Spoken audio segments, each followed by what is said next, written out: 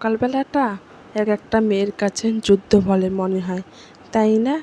আমার মতো যে আপু, মারা, বউরা আছেন, তাদের কাছে আমার তো মনে হয় এটাই, যে সকালবেলাটা একটা যুদ্ধের মতো।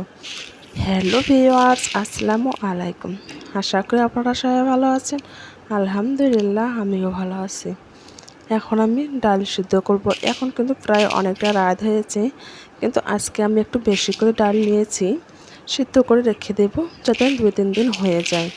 আমি কিন্তু পুরোটা রান্না করব না, জাস্ট একটু খালি সিদ্ধ করব। ফাঁকা বাসায় বসে বসে ডালটা একটু বেছে নিচ্ছি, কারণ এর মাঝেও কিছুটা পাথর বা অন্যান্য কিছু মরা পাওয়া যায়, আমি সেটাই বেছে নিচ্ছি। রান্না বান্নার জন্য এখন সকালবেলা প্রিপারেশন নিচ্ছি, কি রান্না করা যায়। আমি রাতের ভেবে রেখেছি যে ডালে রান্না করব, আর এদিকে ভাজি করব। অলরেডি কিন্তু আমি ঢেঁড়স ভাজিটা বসিয়ে দিয়েছি, এই মাত্রই বসিয়ে দিলাম। আর এদিকে কিন্তু আমার ডাল রান্না কমপ্লিট। ঢেঁড়স ভাজিতে কিন্তু আমি কোনো রকমের পানি অ্যাড করিনি, জাস্ট বসিয়ে দিলাম হালকা তাপে। এটাকে আমি সিদ্ধ করে নেব তেলের মাঝে। ডাল রান্না কমপ্লিট, এখন ঢেঁড়স ভাজি বসিয়ে দিয়েছি। এরপর কিন্তু আমি করলা ভাজি করব। করলা ভাজিটা আমার সেরকম কোনো পছন্দের একটা তরকারি না, আমি কিন্তু একেবারেই পছন্দ করি না। হ্যাঁ, খাই, যদি ইচ্ছে হয় একটু খাই, কিন্তু আমার তত ভালো লাগে না। কিন্তু আপনাদের ভাইয়ের প্রচণ্ড প্রচণ্ড একটা পছন্দের খাদ্য। এদিকে তো রান্না বান্না কমপ্লিট, আমার ছেলে তো স্কুলে গেছে, আপনাদের ভাইয়া অফিসে গেছে।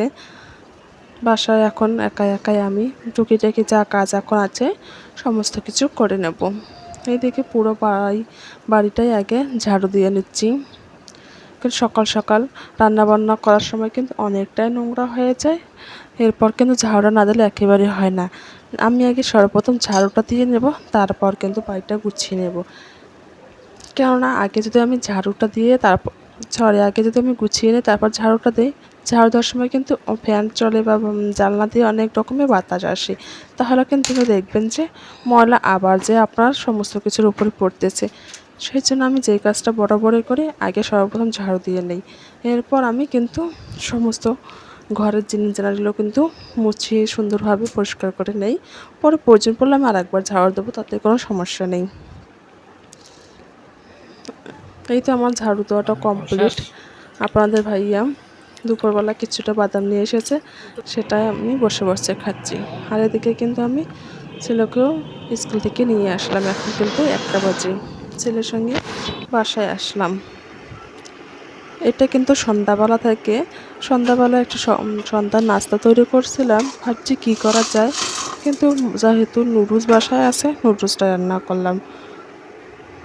মোরসানের বাবাও যেহেতু সন্ধ্যাবেলা বাসায় আসে, ভাবছি যে 3জনে আমরা নুডলসটা দিয়ে আজকে সন্ধ্যার নাস্তাটা সেরে নেই। সেই বলে কিন্তু নাস্তাটা কমপ্লিট করলাম। খোদা হাফেজ।